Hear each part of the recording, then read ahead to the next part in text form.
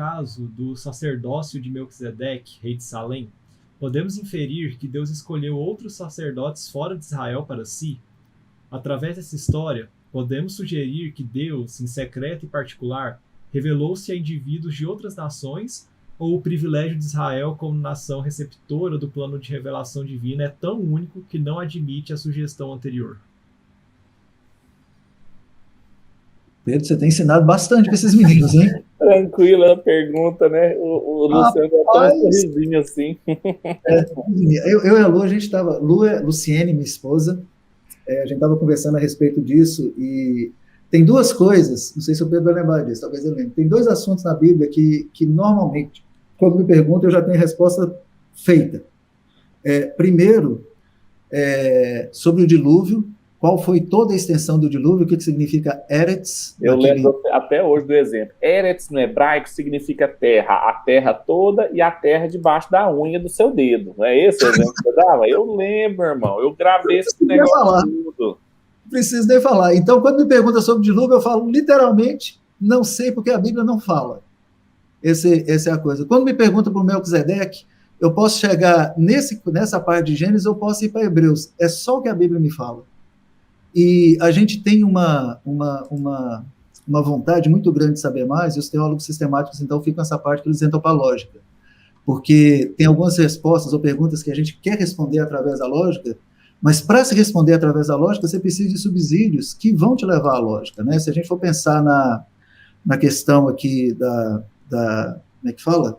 Aristóteles e tudo mais, quando a gente pensa na socrática também, tudo isso a gente pensa em lógica que parte de pressupostos.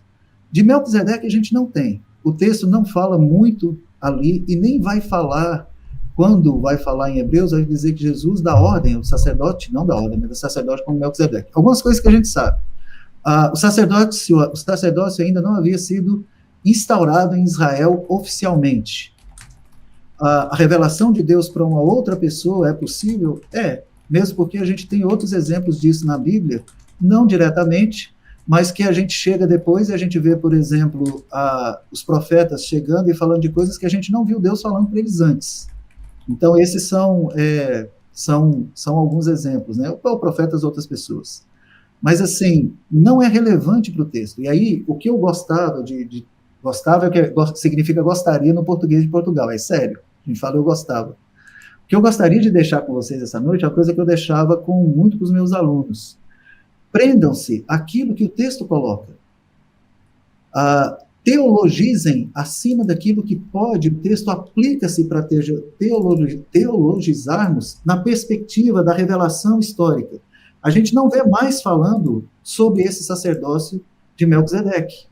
A gente vê, por exemplo, falando, outras coisas que a gente conversa muito pouco, mas a gente vê falando do anjo do Senhor no Antigo Testamento, que aponta, ou era a figura de quem? Que a gente vê. Grande maioria dos teólogos defende que é a figura de Cristo no Antigo Testamento, e a gente vê muito pouco.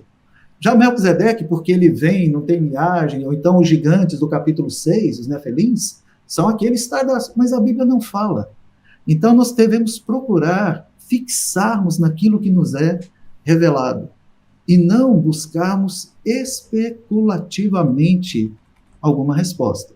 Agora sim, voltando à pergunta, né, do Lucas, através dessa história podemos sugerir que Deus, em secreto e particular, revelou-se a indivíduos de outras nações. Quando se fala de em secreto e em particular, a gente não sabe também, certo? Mas foi particular, e se Deus quiser, ou foi a maneira como Deus quis ter revelado, porque ele falou para essa questão do dízimo, sim.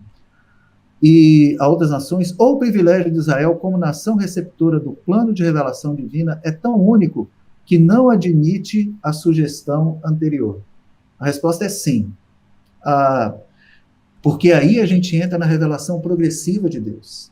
A partir do momento que nós entendemos que desde Adão já havia no plano de Deus, fazendo aqui para baixo, vocês não estão vendo não, mas já havia no plano de Deus a formação de um povo para si, a tribo dos sacerdotes, a tribo daqueles que iriam adorar, dos levitas, de Arão e tudo mais, já era parte do plano de Deus. Então não tem nem plano A, nem plano B.